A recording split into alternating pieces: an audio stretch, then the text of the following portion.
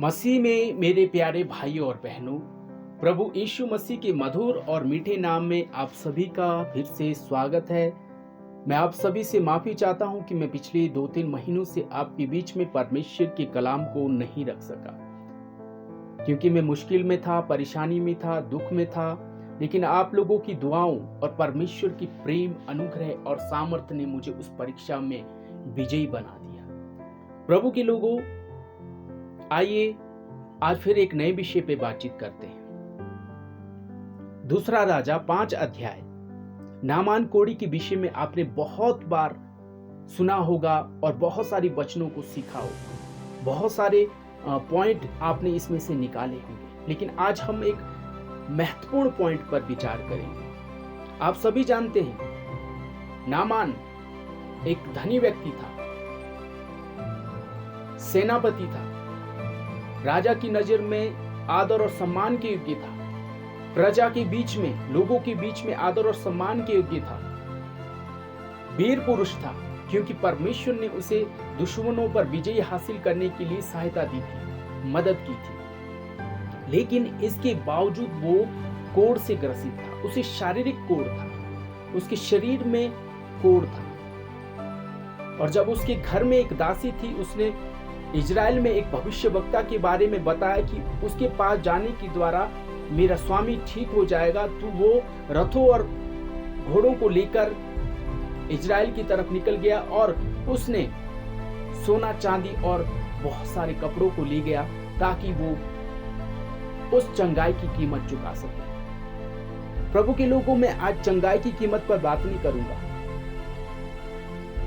मैं उस लड़की की विषय में बातचीत नहीं करूंगा कि किस तरह से उसके सुनने के द्वारा नामान इजराइल को निकल गया। ना हम एलिशा के विषय में बातचीत करेंगे, लेकिन आज हम नामान की चंगाई होने के विषय में बात करेंगे कि उसकी शारीरिक चंगाई से ज्यादा कौन सी चंगाई उसे विजयी बना गई। प्यारे प्रभु के लोगों, दूसरा राजा 5 अध्याय 9 वचन पढ़े। तब नामान घोड़ों और रथों समेत एलिशा के द्वार पर आकर खड़ा हुआ। प्यारे प्रभु के लोगों, जब दासी से उसने सुना कि इजराइल में एक भविष्यवक्ता है, वो जब प्रार्थना करता है तो लोग बीमारियों से चंगा हो जाते हैं, और मेरा स्वामी भी उसके पास जाने से अपने कोढ़ से चंगा हो जाएगा। जब इस तरह से वो इजराइल में गया, एलिशा के घर गया, लेकिन वो द्वार पर ही खड़ा रहा, वो अंदर नहीं गया। क्यों? क्योंकि वो अमीर आदमी था, क्योंकि वो सम्मानित व्यक्ति था, वीर पुरुष था, उसे इस बात का घमंड था। प्यारे प्रभु की, उसे अहंकार था, क्योंकि वो एक महान सेनापति था। उसने क्या सोचा, हम जब पढ़ेंगे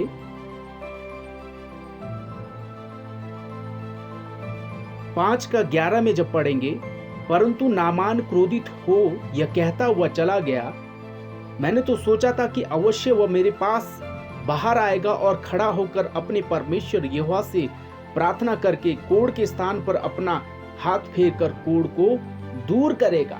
नामान की सोच क्या थी? मैं तो एक अमीर व्यक्ति हूं, राजा की नजर में सम्मानित व्यक्ति हूं, प्रजा के लोग मुझे सम्मान देते हैं, मेरा आदर करते हैं, मैं धनी हूं, मैंने जो सब कुछ सोना, चांदी, कपड़े लाया है उसके द्वारा मैं चंगाई की कीमत चुका दूंगा, और जो चंगा करने वाला है बाहर आकर मेरे ऊपर हाथ रखेगा और मैं चंगा हो जाऊंगा। मेरे प्रभु के लोगों, क्या आप जानते हैं, शारीरिक कोढ़ से ज्यादा उसे आत्मिक कोढ़ था, आध्यात्मिक कोढ़ था।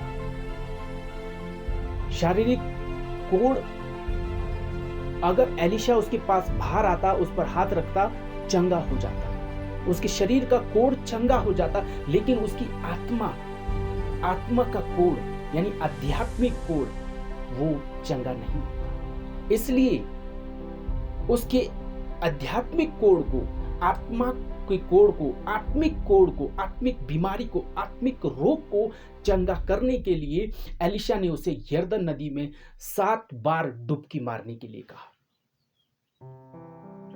आपने सीखा, आपने ध्यान से सुना इन वचनों को, मैं क्या कह रहा हूं। उसे शारीरिक कोढ़ था, लेकिन उसके अंदर एक आध्यात्मिक कोढ़ और बीमारी थी, वो था उसका घमंड। मेरे प्रभु के लोगों, जो कोई प्रभु के पास जाता है, जो कोई परमेश्वर के पास जाता है, परमेश्वर इससे पहले कि उसकी शरीर की बीमारी को ठीक करे, इससे पहले कि उसकी बाहरी बीमारी को ठीक करे, परमेश्वर उसकी अंदरूनी बीमारी को ठीक करना चाहता है। हालेलुया, प्रभु का धन्यवाद हो।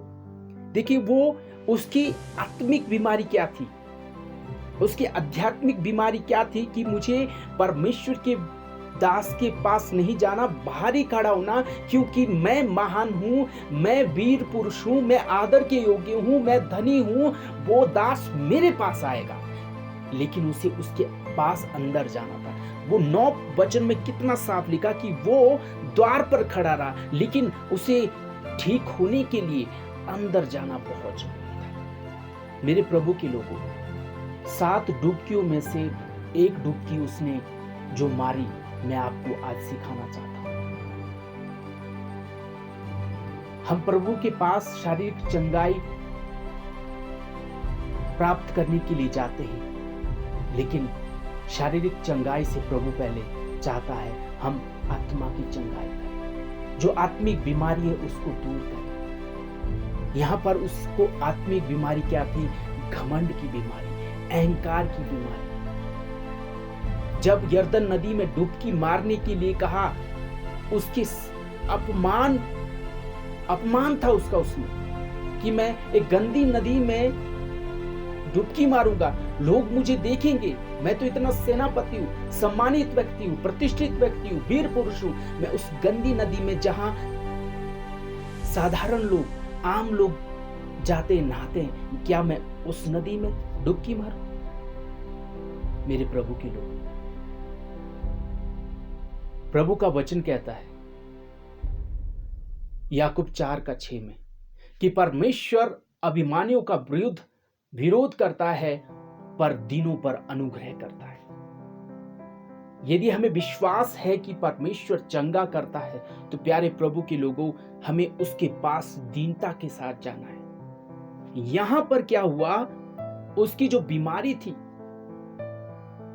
घमंड की बीमारी, परमेश्वर और परमेश्वर का दास सबसे पहले उस बीमारी को तोड़ना चाहता था, उस बीमारी को खत्म करना चाहता था, क्योंकि वो आत्मिक कोढ़, आत्मिक बीमारी उसकी विवेक, उसके सोच विचारों को नष्ट कर रही थी, उसके सोच विचारों को खत्म कर रही थी। क्योंकि आत्मिक कोढ़ में, उस घमंड के बीमारी में वो सब कुछ सोच रहा था मैं कर लूंगा। क्योंकि घमंड की जो बीमारी होती है हमारे अंदर, उसमें घमंड में हमेशा अपने आप के बारे में सोचते हैं कि मैं अपने आप वो सोना चांदी रुपया देकर उस चंगाई को खरीद लूंगा। नहीं मेरे प्यारे प्रभु के लोगों, आत्मिक कोढ़, उस घमंड की बीमारी में हम अपने बारे में सोचते हैं, लेकिन उस मैं को खत्म करके हमें यह सोचना है कि चंगा करने वाला केवल एकमात्र परमेश्वर है। पहले वो द्वार पर खड़ा था, अब देखते हैं उसकी जो आत्मिक चंगाई हुई और उसकी आत्मिक कोढ़ यानी घमंड का जो उसका निवारण हुआ, चंगाई हुई। तो देखिए, आप आगे वचन में पढ़ना, मेरे साथ निकालें।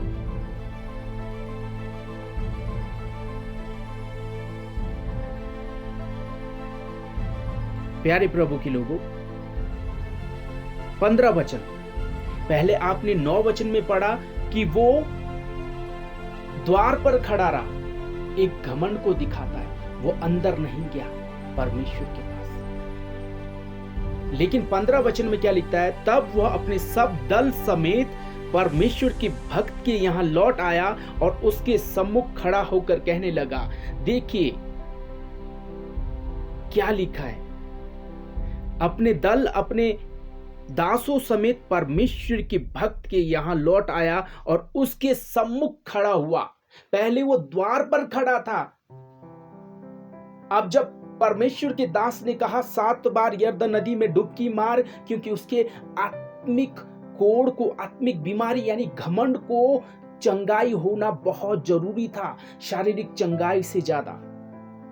अब देखो, जो व्यक्ति पहले द्वार पर खड़ा था, अब जब 7 बार डुबकी मारी, उसका शरीर छोटे बच्चे की तरह हो गया और वो शुद्ध हो गया। तो ये नम्र व्यक्ति की निशानी है जो पहले द्वार पर खड़ा था। अब वही नामान क्या होता है, वो अपने दासों समेत परमेश्वर के भक्त के यहाँ लौटकर उसके सम्मुख खड़ा होता है, उसके पास खड़ा होता है। परमेश्वर ऐसे ही चाहता है, परमेश्वर ऐसे ही चाहता है कि कोई भी द्वार पर ना खड़ा रहे, कोई भी दूर खड़ा ना रहे, बल्कि मेरे पास आए, मेरे सम्मुख आए।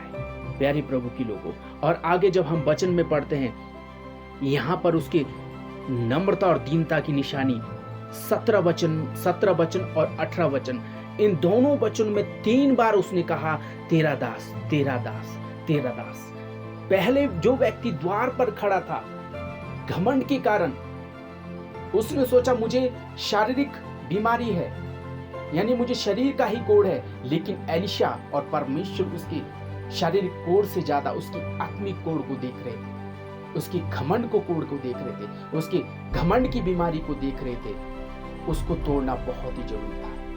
यरदन नदी में 7 डुबकी में से एक डुबकी उस गंदगी को, उस बीमारी को धुलने वाली डुबकी है, उस अहंकार की डुबकी, यानी कि उस यरदन नदी में उस अहंकार को धोना, उस घमंड और अभिमान को धोना, ताकि हम जब ऊपर आए नम्रता के साथ आए। हालेलुया। देखिए 17 और 18 में, तब नामान ने कहा अच्छा तो तेरे दास, पहला देखो, अच्छा तो तेरे दास। जब नामान उसको भेंट देने गया, उसकी कीमत देने गया, एलिशा ने इनकार कर दिया। जब इनकार किया तो पहला शब्द क्या बोला नामान ने 17 वचन में, तो तेरे दास, देखो, तो तेरे दास को 2 खच्चर मिले।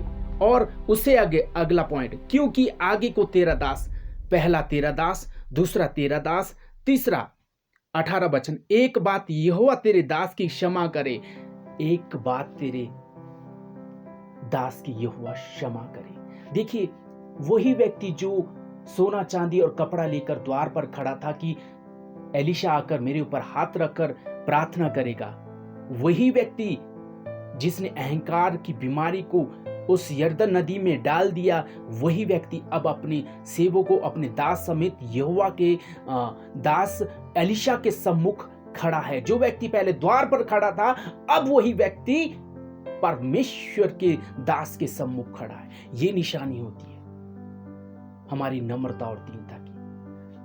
घमंड में, अभिमान में हम क्या सोचते हैं कि मैं ही सब कुछ कर सकता हूं, लेकिन प्रभु के लोगों, हम अपने आप में कुछ भी नहीं कर सकते, हम अपने आप में उद्धार नहीं पा सकते, हम अपने आप में आत्मिक कोढ़ को ठीक नहीं कर सकते। केवल परमेश्वर ही है जो ठीक कर सकता है। जो नम्र और दीन व्यक्ति है वो केवल परमेश्वर पर निर्भर रहता है कि परमेश्वर का दास जो मुझे कह रहा है, अगर मैं वैसा करूंगा, मैं परमेश्वर के वचन पर निर्भर रहूंगा, परमेश्वर पर विश्वास करूंगा, निर्भर रहूंगा, तो परमेश्वर मुझे जंगाई देगा।